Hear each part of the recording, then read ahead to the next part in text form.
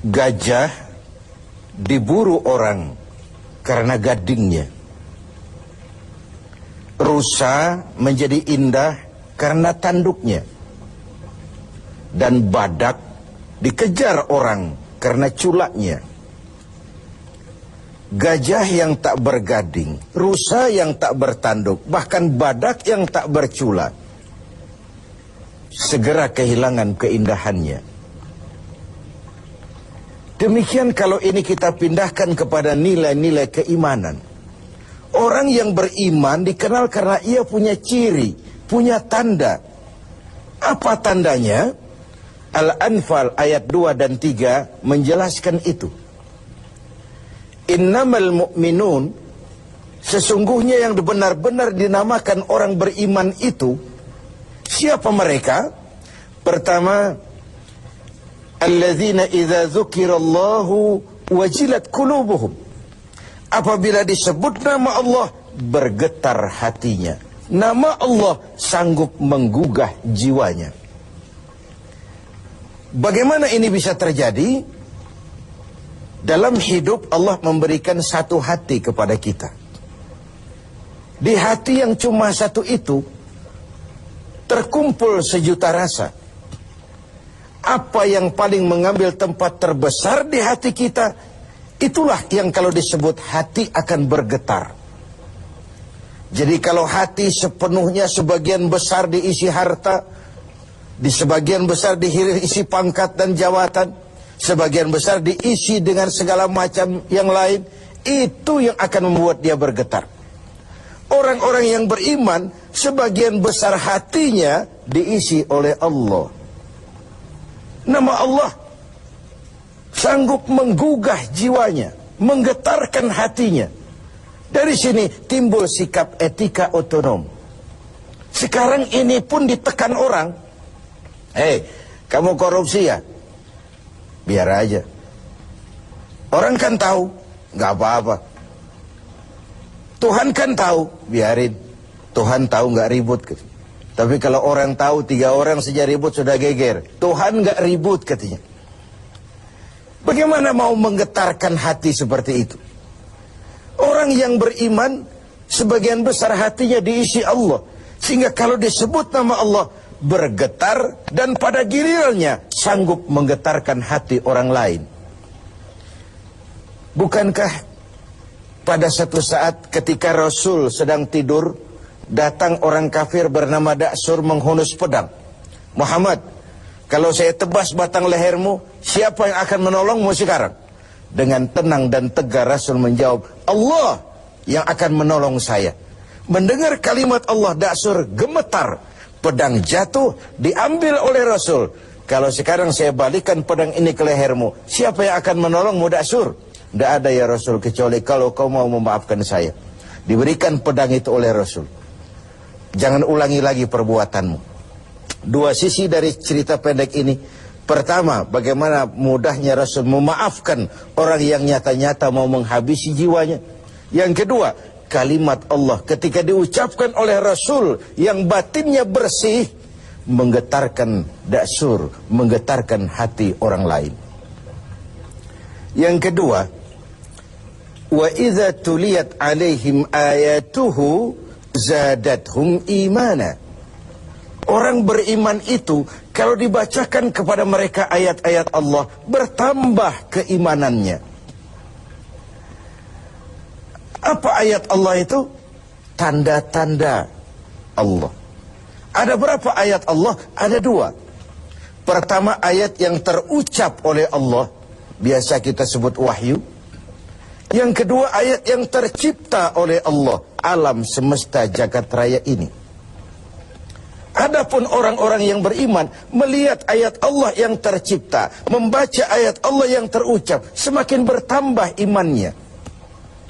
Dia berdiri di tepi pantai, bukan main lautan luas terhampar biru membentang, ombak menghempas diri ke tepian. Kalau laut saja begini hebat, apalagi yang bikin laut.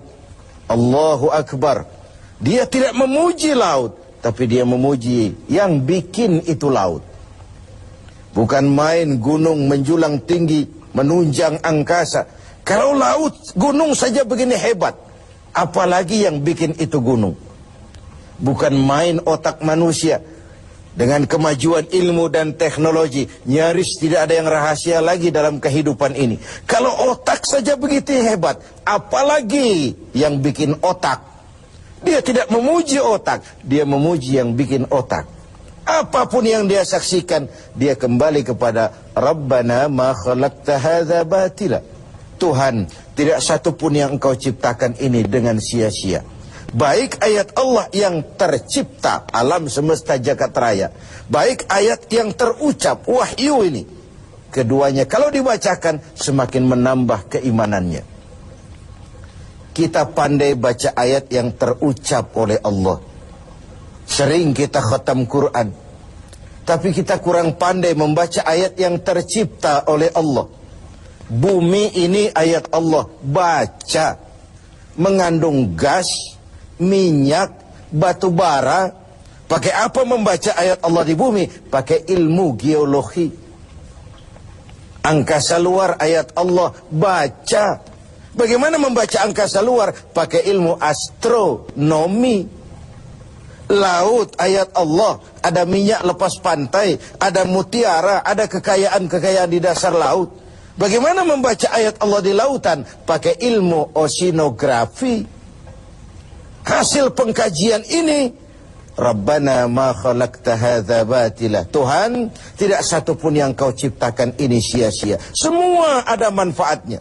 Maka orang beriman, semakin dibacakan ayat Allah, baik yang tercipta maupun yang terucap, imannya semakin tambah. Kajiannya kepada alam semesta makin mendekatkan dia kepada Allah Subhanahu wa ta'ala. Yang ketiga, wa ala rabbihim yatawakkalun. Orang yang beriman itu hanya berserah diri kepada Allah. Berserah diri artinya menyerahkan hasil usahanya. Bukan belum sudah terserah Tuhan saja, terserah Tuhan. Bukan. Tawakal itu bukan fase pertama, fase terakhir. Bekerja sebagaimana harusnya. Berusaha sebagaimana mestinya. Gunakan tenaga yang paling profesional. Pakai teknologi yang paling canggih. Setelah semua itu terlaksana, baru wa ala rabbihim yatawakkalun. Berdoa, mohon pertolongan Allah, kemudian berserah diri sepenuhnya. Kalau dia berhasil, dia tidak lupa diri. Kalau dia gagal, dia tidak putus asa. Bukan lalu kita jadi apatis. Bukan lalu kita belum apa-apa sudah terserah Tuhan. Tidak. Wa ala rabbihim yatawakkalun, menyerahkan segala hasil usahanya kepada Allah Subhanahu wa ta'ala. Dari situ dia husnuzon, baik sangka kepada Allah. Kalau gagal, cuma tertunda. Kalau berhasil, tidak lupa daratan. Dan husnuzon ini penting, sebab kalau tidak, buruk sangka saja kita. Saya akan sholatnya rajin, kok rezeki seret bener sih. Saya akan puasanya nggak bocor-bocor, tapi mau lebaran kok nggak dapat THR sih. Ada seorang petani, selesai bekerja di ladang, tidur, istirahat di bawah pohon beringin. Di sebelah pohon beringin ada pohon semangka. Sambil menerawang berpikir si petani, Tuhan kok tidak adil. Masa beringin pohonnya besar, buahnya kecil. Ini semangka pohonnya kecil, buahnya besar. Tidak adil ini. Tuhan bukan arsitek ulung. Mestinya supaya enak dilihat, beringin pohonnya besar, buahnya sebesar buah semangka. Semangka yang pohonnya kecil, buahnya sekecil buah beringin saja. Tidak adil Tuhan ini. Baru dia selesai berpikir Tuhan tidak adil itu, jatuh sebutir buah beringin tepat menimpa hidungnya. Dia terkejut. Astagfirullahaladzim. Kalau begitu Tuhan benar-benar adil. Coba kalau buah beringin sebesar semangka barusan jatuh nimpa hidung saya, kayak apa potongan saya sekarang? Ayo kita jujur, dalam hidup kan kita sering begitu. 1 menit yang lalu dia masih berkata Tuhan tidak adil. 1 menit kemudian dia sudah berkata Tuhan benar-benar adil. Ini perlunya baik sangka kepada Allah Subhanahu wa ta'ala. Dan disitulah perlunya tawakal itu. Yang keempat, alladzina yuqimuna shalah. Orang beriman itu mendirikan sholat. Selalu kata-kata sholat bergandeng dengan aqimis sholat. Dirikan, bukan kerjakan. Saya ingin berkata maaf, banyak di antara kita yang sudah mengerjakan sholat, tapi belum mendirikan sholat. Sebab mendirikan sholat artinya mengerjakan sholat dengan benar, cukup syarat rukunnya. Selesai sholat, ajaran sholat diterjemahkan dalam kehidupan. Ada kontinuitas, ada kesinambungan.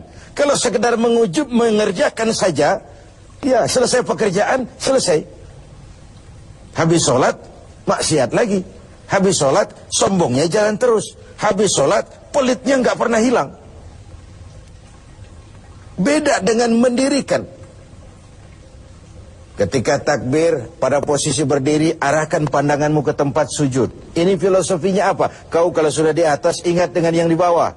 Kau sudah kaya, ingat sama yang miskin. Kau sudah berkuasa, lindungi yang rakyat jelata. Kau sudah jadi orang alim, bimbing yang awam. Sholat, berdiri, arahkan pandangan ke tempat sujud. Ini mendirikan, bukan sekedar mengerjakan. Orang yang beriman punya sandaran vertikal. Ini yang penting. Punya sandaran vertikal kepada Allah saja. Kalau kita bersandar ke tiang, tiangnya runtuh, rubuh, kita jatuh. Kita bersandar kepada orang kaya, dia jatuh miskin, kita selesai. Bersandar kita kepada jenderal, dia pensiun, kita tamat. Orang yang beriman, alladzina yuqimuna shalah, dia hanya punya sandaran vertikal kepada Allah saja. Kalau hidup sudah mulai kita gantungkan kepada manusia, bersiaplah untuk kecewa. Berharap tentu, bergantung hanya kepada Allah. Yang terakhir, wa mimma razaqnahum yunfikun. Orang yang beriman ini menginfakkan sebagian dari harta yang diberikan Allah di jalan Allah. Dijadikannya harta itu sebagai alat, bukan sebagai tujuan. Diperbudaknya harta, bukan dia menjadi budak harta. Cari uang, tapi sudah dapat, hai uang, karena kau milikku, kau harus jadi budakku. Jangan aku yang jadi budak kau, uang. Cari harta, karena kau milikku, kau harus jadi budakku. Jangan aku yang kau perbudak. Wa mimma razaqnahum yunfikun. Saya ingin menekankan, harta kita yang sebenarnya adalah yang sudah kita belanjakan di jalan Allah. Yang kita simpan di bank, kita simpan di rumah, kita simpan di saku, harta kita sementara. Besok dia akan pindah jadi milik orang lain. Tapi yang kita belanjakan di jalan Allah, itulah milik kita yang sebenarnya. Mari kita renungkan, berapa banyak harta kita yang akan jadi milik kita sebenarnya, yaitu yang sudah kita belanjakan.